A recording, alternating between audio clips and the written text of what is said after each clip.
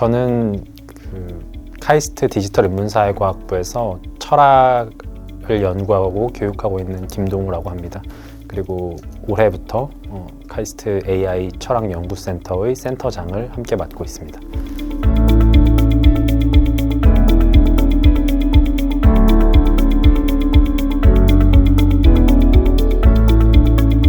저희 카이스트 AI 철학연구센터는 AI가 우리 사회를 빠르게 변화시키는 이 시대에 인간과 기술 그리고 그 둘 사이의 관계, 어떤 인류의 미래가 나아가야 할 방향에 대해서 좀 근본적인 성찰이 필요한 시점이 아닌가 해서 인간과 사회와 미래를 함께 고민하기 위해서 설립된 연구센터입니다. 앞으로도 이제 인간 사회 시스템을 중심으로 좀 미래를 그려보는 그리고 그 속에서 인간의 역할은 뭔지, 기계는 어떻게 디자인되어야 되는지, 그리고 사회 제도는 어떻게 바뀌어가야 되는지를 탐구하는 기관이 되려고 합니다.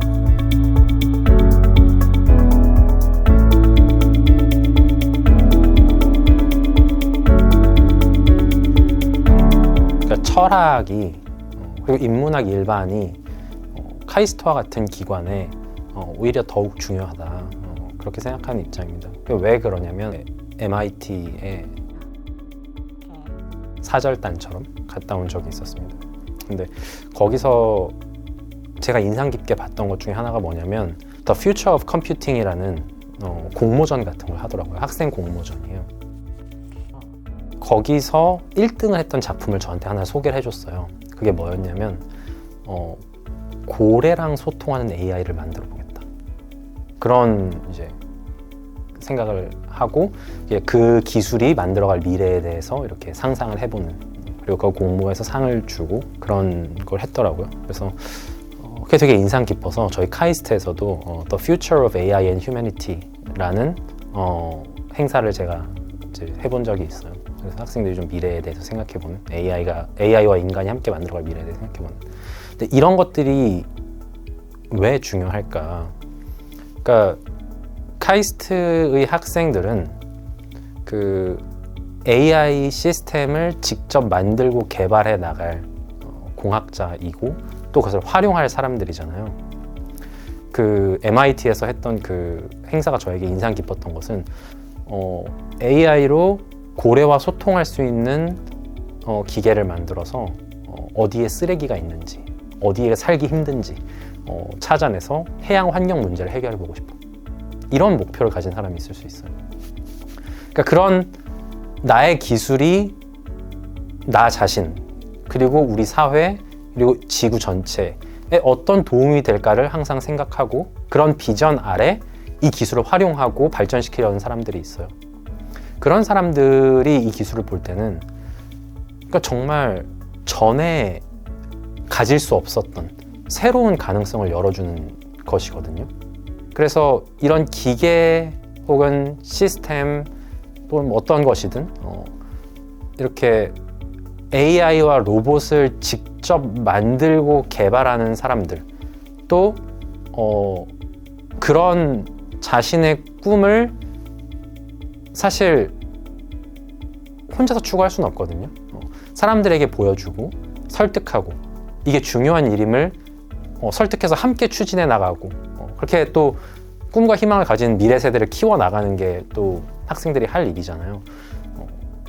그런 학생들, 그런 미래 세대를 키워나가려면 특히 카이스트와 같은 공간에서 이 시스템을 만들고 개발하는 사람들이 우리가 이걸 왜 하고 어떤 가치를 추구해야 하고 또 그것을 통해 우리 인류와 사회에 어떻게 기여하고 그들을 설득해서 더 나은 미래를 만들어 나갈 건지에 대한 고민을 좀 더 많이 해야 된다고 저는 생각을 했어요. 그렇기 때문에 카이스트와 같은 공간에서는 특히 더 철학을 비롯한 인문학이 매우 중요하다. 왜냐하면 우리가 어떤 가치를 마땅히 추구할 만한가, 또 뭐 할 수 있을까, 이런 것들은 인간과 사회에 대한 이해, 또 그들에 대한 어떤 관점, 그걸 바라보는 나의 관점에 달린 것인데 그런 것들을 채워줄 수 있는 부분은 인문학이 아닌가, 저는 그렇게 생각해서 카이스트 같은 경우에 특히 중요하다, 그렇게 그렇게 생각합니다.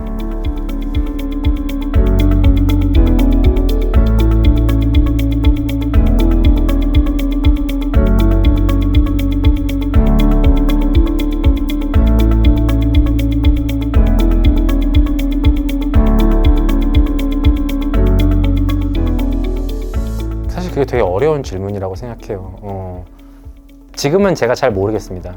솔직히 잘 모르겠고, 그러니까 예전에는 예를 들면 이런 카메라들은 말을 안 들으면 툭툭 때리기도 하고 뭐 그러다 보면 또 됐어요. 그렇죠? 옛날에 뭐 VCR 같은 거 볼 때 이렇게 때리면 그걸 봤는데 왠지 때리면 안 될 것 같은 거예요, 로봇 비서는. 그렇죠? 그 차이가 뭘까? 어떤 의미에선 같은 기계인데 그런 생각이 좀 들었어요. 그래서 정확하게 이런 걸 이제 철학에서는 직관이라고 해요. 그러니까 VCR을 대하는 태도, 어떤 게 올바른가? 사실 때리면 안 된다. 는 직관은 없어요. 그렇죠? VCR 같은 거 이렇게 때려서 잘 되면 뭐 된 거지. 때리지 말아야 될 이유는 없잖아요. 근데 로봇 비서는 때리면 안 될 것 같단 말이에요. 그러니까 이런 식으로 우리가 어떤 것이 올바르고 어떤 것이 올바르지 않은가에 관한 직관을 가지고 있는데 이제 철학의 역할은 그걸 설명하는 거죠. 인간과 AI가 어떤 관계를 가져야 할까? 인간과 로봇이 어떤 관계를 가져야 할까? 그 질문에 대한 답은 이런 직관을 설명하는 이론에 의해서 주어질 텐데 아직은 그 이론이 없습니다, 제가. 근데 이제 그냥 제가 역사학을 잘 모르긴 합니다만 그냥 이제 거치게 생각했을 때 그러니까 예전에는 그러니까 백인 남자들만 시민이었죠. 근데 그게 이제 여성들도 흑인들도 그리고 심지어 이제는 강아지, 식물, 그래서 전 지구가 다 모종의 권리를 가지고 있다.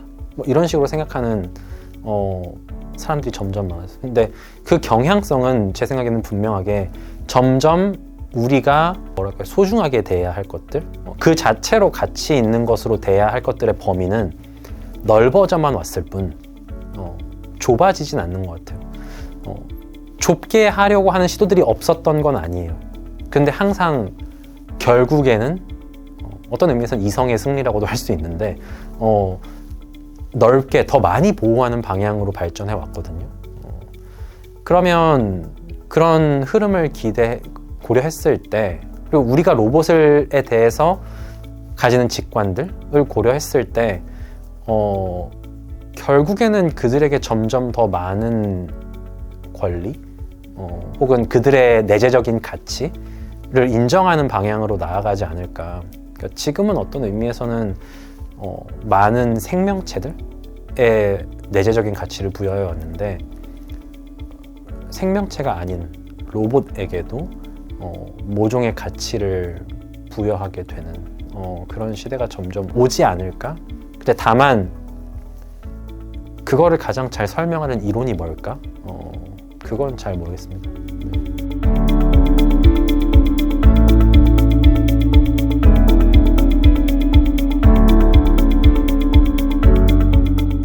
그러니까 저는 사실 특별한 역량이 필요할 것 같진 않아요. 교육도 당연히 바뀌어 나가겠죠. 근데 너무 호들갑 떨 필요 없다. 지금도 충분히 잘 하고 있고 그리고 더 잘할 겁니다. 너무 걱정할 필요 없고 다만 딱 하나 필요한 게 있다면 꿈과 열정? 제가 이제 학교에 있으니까 학생들이랑 얘기해 보면 좀 미래에 대해서 많이 불안해하는 것 같아요. 직업도 없어질 것 같고 별로 걱정할 필요 없는 것 같아요. 그러니까 걱정되죠. 그리고 그 걱정을 잘 다스려 나가는 거는 중요한 일인데 두려움에 떨면서 살면 불행하잖아요. 그러니까 그냥 내가 하고 싶은 일이 뭐지? 그걸 좀 찾는 게 되게 중요한 것 같아요. 근데 이제 젊은 세대들한테 이제 이렇게 말하면 좀 꼰대 같은데 좀 아쉬운 건 좀 열정이 부족해요. 좀 냉소적인 태도가 그러니까 물론 걱정이 되기도 하고 어려움이 있는 건 저도 이해가 돼요. 근데 그리고 더 격한 경쟁에 시달리고 있다는 거는 맞는 말인 것 같아요. 다만 그런 게 본인의 삶에 대한 태도를 냉소적으로 바꾸고 있다면 그건 본인의 문제예요.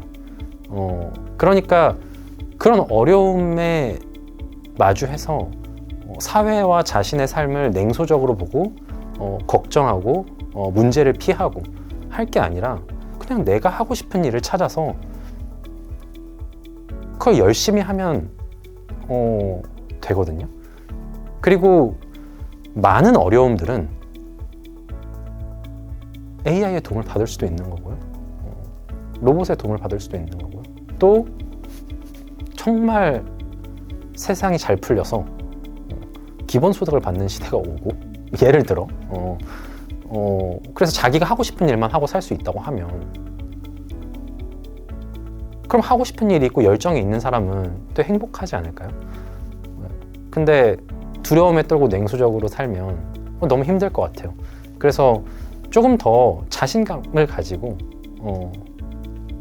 자신이 하고 싶은 일을 찾고 그걸 되게 열심히 하는 태도만 있다면, 그런 삶에 대한 태도만 있다면 제가 볼 땐 좋지 않을까? 그런 생각이 좀 듭니다.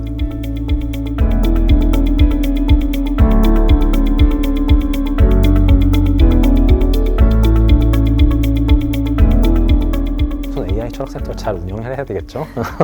근데 어떤 방향으로 운영을 할 건가? 우선은 연구의 측면에서 조금 말씀을 드리자면, 제가 이제 최근에 하게 된 생각 중에 하나는, 그러니까 모든 시대에는 그 시대에 맞는 철학사가 좀 필요한 것 같아요. 그래서 만약에 우리가 AI의 시대를 살고 있고 정말 이 AI 기술이, 그리고 로보틱스 기술이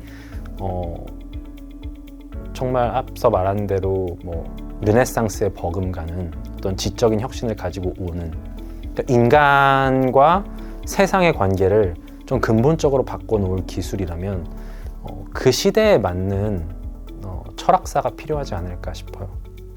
그래서 AI 시대에 맞는 철학사를 좀 나름대로 연구를 해볼 수 있으면 좋겠다, 그런 생각이 한편으로는 들고요. 다른 한편으로는 이제 센터 운영의 측면에서 얘기를 할 수 있을 것 같은데, 이 센터는 단순히 연구를 하기 위한 기관만은 아닌 것 같아요. 그래서 AI 철학센터는 조금 더 어떤 사회적인 활동, 철학의 가치를 보여주는 사회적인 활동을 하는 기관이 될 수 있으면 좋을 것 같아요. 당연히 연구와 교육은 해야겠지만 그거를 조금 더 우리 사회에 가치 있는 방식으로 가공하고 확산하는데 기여하는 그런 기관이 되도록 좀 노력을 할 생각입니다. 그래서 단순히 학계 내에서뿐만 아니라, 또 철학계 내에서뿐만 아니라 인문학계, 또 이공계, 또 학계를 넘어서 사회 각 분야, 문화, 예술 그런 분들과 더 넓게 협업을 하면서 철학의 가치를 보이고, 뭐랄까, 대한민국이 미래 시대에는 좀 정신적인 리더십도 가질 수 있도록 하는 것이, 이제 그런데 기여하는 것이 AI 철학센터의 목표입니다.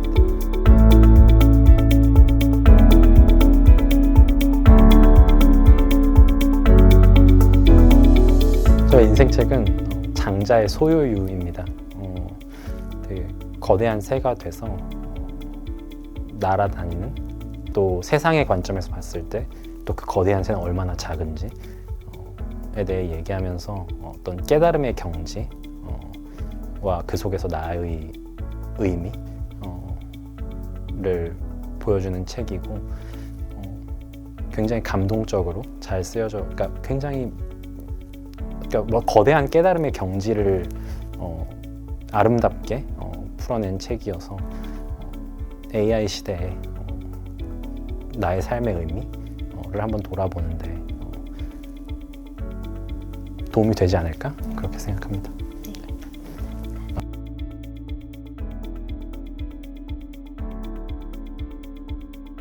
네, 구독자 여러분, 장자의 소요유 꼭 읽어보시고 큰 꿈을 가지시기 바랍니다. 감사합니다.